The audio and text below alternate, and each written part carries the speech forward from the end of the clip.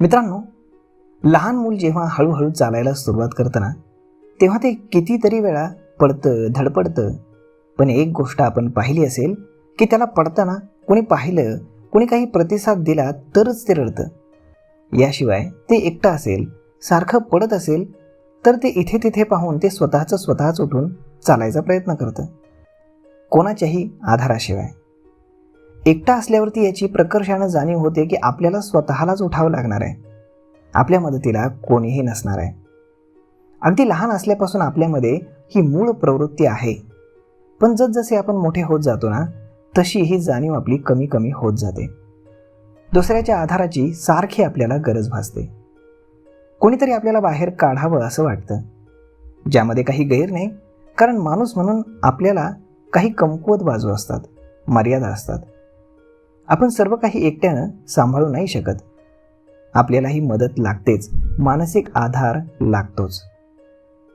पण दुसऱ्या कोणी कितीही मदत केली ना तरी आपली स्वतःची इच्छाशक्तीच असते जी इथे कामाला येते. आपल्याला त्या प्रॉब्लेम्समधून बाहेर पडायचं असेल तर आपल्याला दुसऱ्याची कसूभर मदत देखील पुरते. पण जर आपण स्वतःच त्यामध्ये अडकून पडलो असलो तर कोणी कितीही मदत केली तरी काहीही होऊ शकत नाही.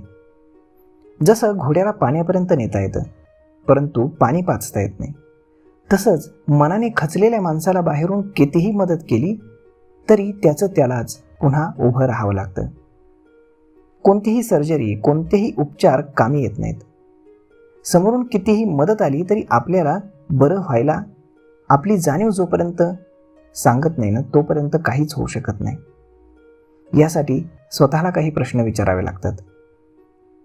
पहिलं म्हणजे, मी ज्याचा इतका त्रास करून घेतोय त्यातून मला खरंच काही फायदा होतोय का? मला काही साध्य होतंय का?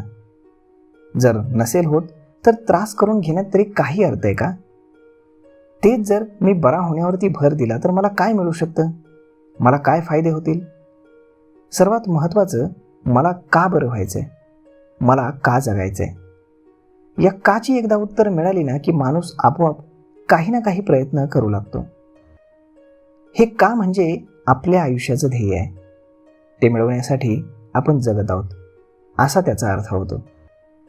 एकदा का जगायचं याचा उलगडा झाला की कशाही पद्धतीनं जगता येतं.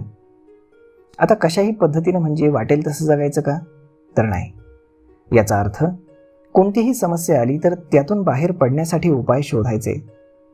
म्हणतात ना, करण्याची इच्छा असली की माणूस कसंही करून ती गोष्ट मिळवतोच, त्यासाठी प्रयत्नशील राहतो.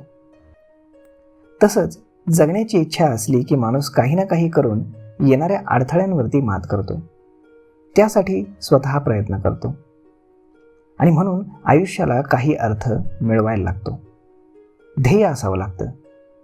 मी आलो कशाला आणि करतोय काय असा प्रश्न जर आपल्याला सारखा पडत असेल तर हीच वेळ आहे. आपल्याला आपल्या आयुष्याचा नीट विचार करायला हवा. आपल्या आवडीनिवडी पारखून पाहायला हव्यात. खचून न जाता शांतपणे सर्व गोष्टी पाहिल्या पाहिजेत. बाहेरून इतरांनी कितीही मदत केली तरी आपली आंतरिक प्रेरणा असावी लागते, तेव्हाच आपण यातून बाहेर येऊ शकतो. तर मग मित्रांनो, अशा पद्धतीनं जेव्हा माणूस मनानं खचून जातो ना, तेव्हा त्याला कुठलीही सर्जरी, कुठलाही औषधोपचार उपयोगी नसतं. त्याला स्वतःलाच उभं राहावं लागतं. का? याचं उत्तर देखील त्यालाच शोधावं लागतं.